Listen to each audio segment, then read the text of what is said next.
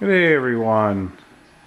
It is November 3rd, 2017. Today's video is regarding this loader that we have apart here. It's a Massey 40 with a Massey 32 industrial loader attachment.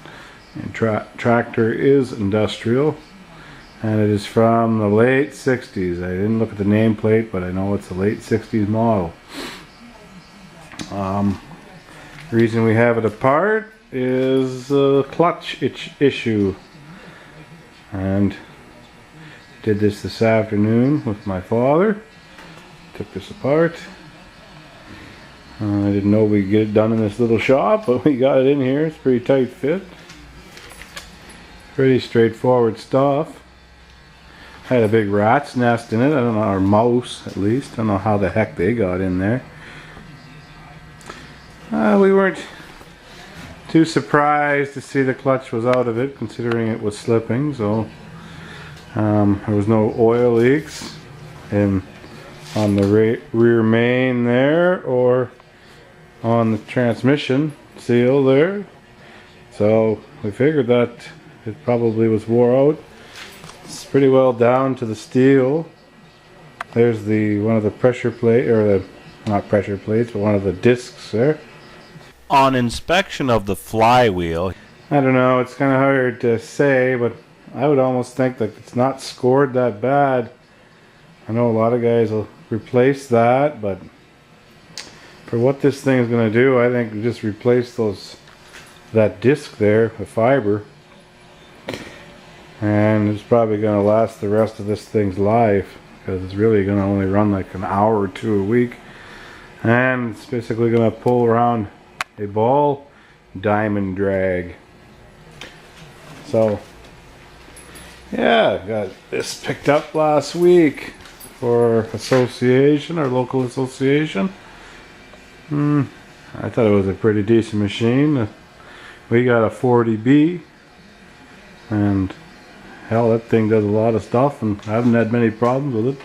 Minor stuff, but nothing too serious.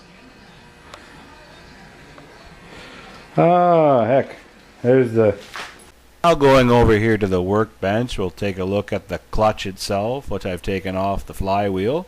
Trying to take this thing apart has been a real nightmare. Having some issues getting these frickin' pins out.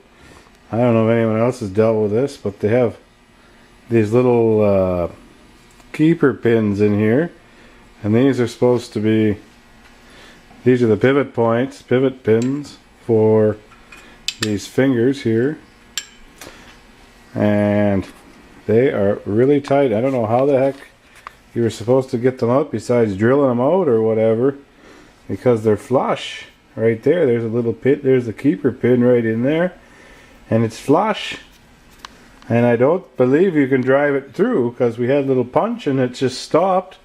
So I don't know whether those were supposed to be a little longer and they've cut them off flush or what, but it was a real prick. It took almost as long to get that one pin out as it did to split the tractor. I've been playing around with that all afternoon. Well, like the repair manual here just basically says that those things are in. Doesn't really tell you how to remove them. It tells you got to remove them. So remember doing it a long time ago, dealing with those with my grandfather, and I don't remember it being that difficult to get this thing apart. Now I know you're supposed to have these bolts or T-bolts in here and clamping that tight so you can get those fingers out and over and get this outer assembly off, and inside is this is the PTO clutch, and there's another pressure plate for the PTO, two pressure plates for the PTO clutch, a spring ring or whatever, it's like a big spring that compresses, and the drive pressure plate is right there, and it was really good. It didn't have any scoring on it whatsoever. So alright, back here got the clutch assembly, PTO clutch and spring assembly apart here. What a pain in the ass that was. Finally got those little pins out, those little retainer pins. So, did figure out that they went right through. Here we can see the retainer pins went right through the casting on this upper spring assembly. I don't know if you can see them there. Yeah, the little hole right in there. See the light through it. They held these pins in. Of course, one of them broke on me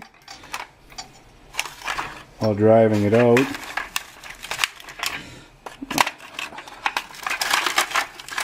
These pins on the fingers, which they were even hard to get out. This thing did not want to come apart.